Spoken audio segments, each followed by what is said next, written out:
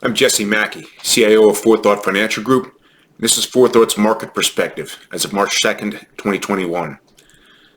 Most stock types are outperforming bonds so far in 2021. U.S. small and mid-cap stocks in particular have strongly surged past their U.S. large-cap counterparts this year in an upset of the dominant trend of the last several years. In addition, we confirmed an eagle market in the S&P 500 index of U.S. large-cap stocks yesterday. More on this to come later. Back on November 9th of 2020, the S&P 500 had fully recovered from its September 10.55% downward correction and had achieved a new record price. Despite a moderate increase in volatility during the last week, it has accumulated additional gains of about 7.02% since then, as of the close of business yesterday.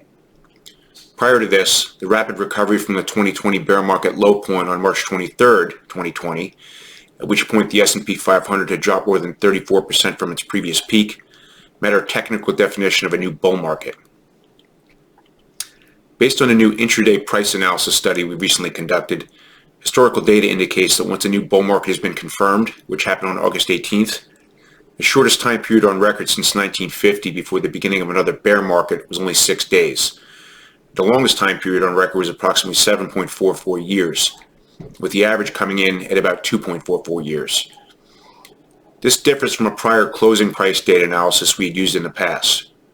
Approximately 6.53 months have elapsed from the point of bull confirmation in this instance so far. We also note that there's usually been at least one 10% plus correction, but often several, between most bear markets in history. The average time between the end of one correction or bear market and the start of another is a little over 1 year. The first correction in the current bull market was completed about 5.33 months ago on September 24th. We like to refer to the combination of a correction and its corresponding recovery as a wolf market. Our data set also tells us that about 55% of wolf markets, like the last one we experienced, have been followed by a period that exhibits trailing one-year returns of 30% or greater, something we refer to as an eagle market. The first eagle market subset of the current bull market was quantitatively confirmed yesterday on March 1st. Once an eagle market has been indicated, its continuation is generally relatively short-lived and may be followed by any of the three other market types, including a flattening of growth rates to return to a standard bull market or an immediate reversion into a wolf or bear market.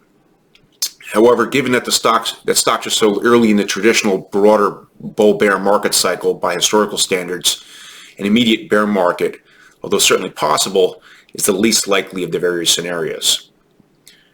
From a probabilistic analysis perspective, valuations tell a story that's not particularly positive for stocks.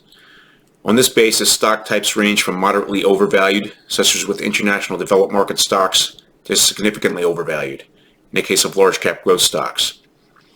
Bond types range from moderately undervalued, in the case of long-term U.S. Treasury bonds, to near fair value, in the case of Treasury inflation-protected securities.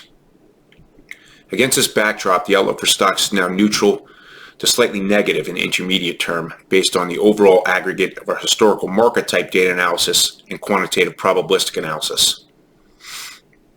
U.S. small cap stocks are by far the best performers so far in 2021, while U.S. aggregate bonds show the worst year-to-date performance.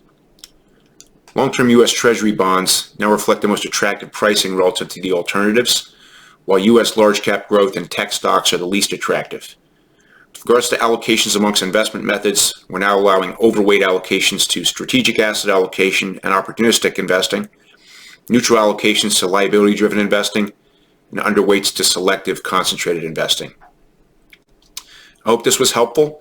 If you have questions or you'd like to discuss what this means for your particular situation, please contact 4Thought at 516-300-1617 or at info@4tfg.com. And don't forget to subscribe to our blog feed and our YouTube channel. Thanks for watching and see you next week.